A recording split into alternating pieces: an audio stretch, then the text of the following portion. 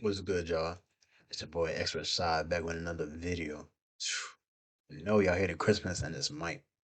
I just invested in us, invested in y'all. Now I got a new mic, so that was Oh, not X. Your mic is so sexy. Oh my god. where y'all can listen and it's crisp. It's not, it's not all over the place. It don't sound crazy. Like it sounds real good right here. So, today the topic of this video is self-imprisonment. Now, self-imprisonment is a thing I think everybody encounters, but to what degree it just depends. Self-imprisonment. Why does self-imprisonment occur? Self-imprisonment occurs due to social pressures by people around you, your peers, your family. It could be random strangers, people you ain't even cool with that you go to school with, peers, all the life experiences that mold your wall, your inner defense system, your self imprisonment. So, because self imprisonment is the act of like, your character, you being an individual, having that set personality, and you feel like you're blocked off from like completely expressing yourself, the way that you want to or you would, prefer to, that you naturally are able to. And that can happen due to bullying, due to I mean, there's so many different things that can happen that can mold you into this self-imprisoned person. So I just want to talk about in my personal experience. So my personal experience, I was born in New York, and I lived in New York for 8 years before we moved to North Carolina.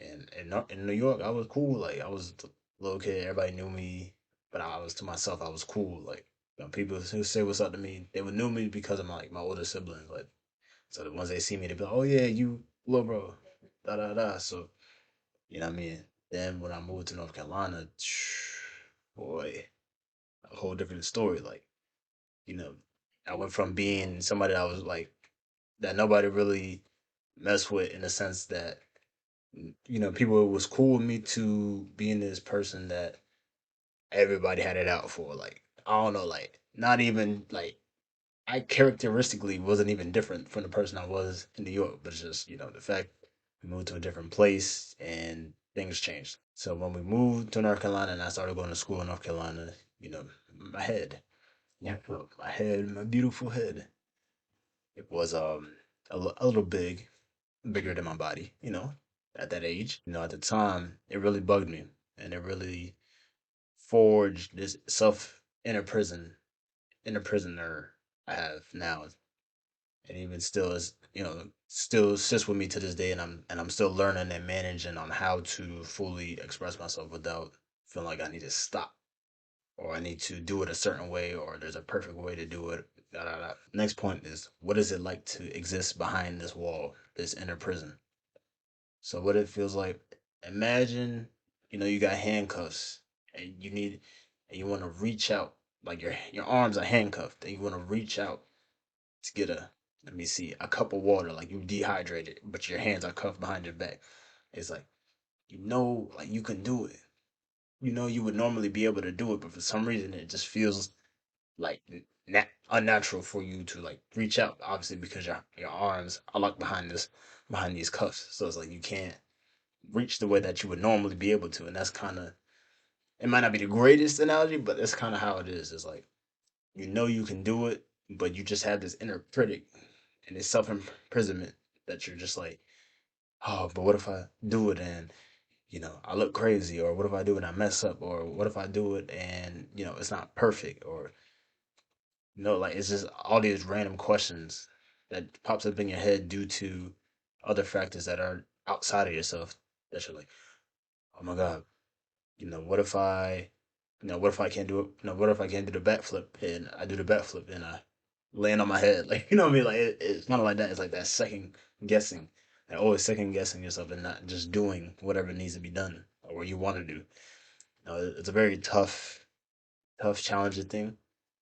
But I think everybody has it to a certain degree. But I think more people or certain people have a bigger tendency to let this stop them from doing certain things. And I think it's a part of that person's journey specifically.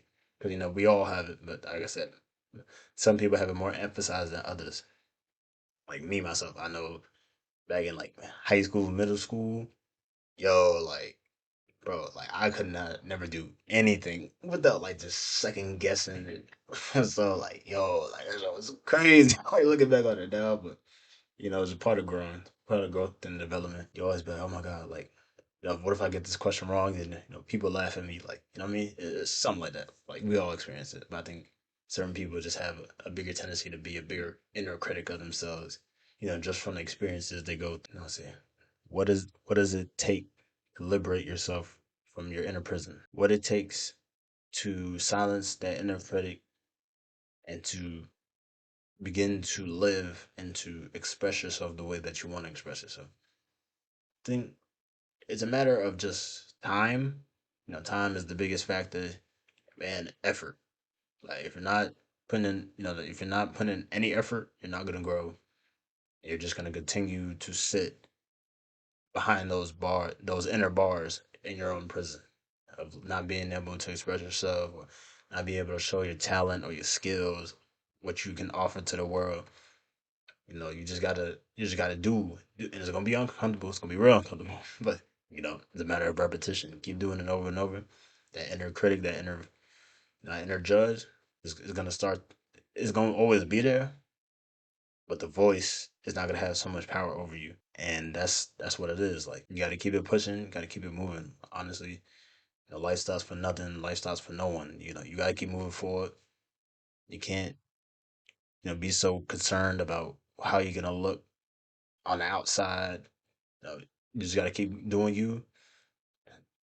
Keep doing practices. Push yourself to do things that you think that your inner critic thinks you can't do, and in turn, you'll be like, oh, nah, the inner critic really is just chatting, and you can go ahead and move on and grow as a human being. So that's all I got right now. This is a quick little video. Keep going, move towards your potential, move towards your ideals. Everything will work out. Just put the effort, the work in, do what you got to do. It's your boy, Extra Shot, and I'm out. Godspeed.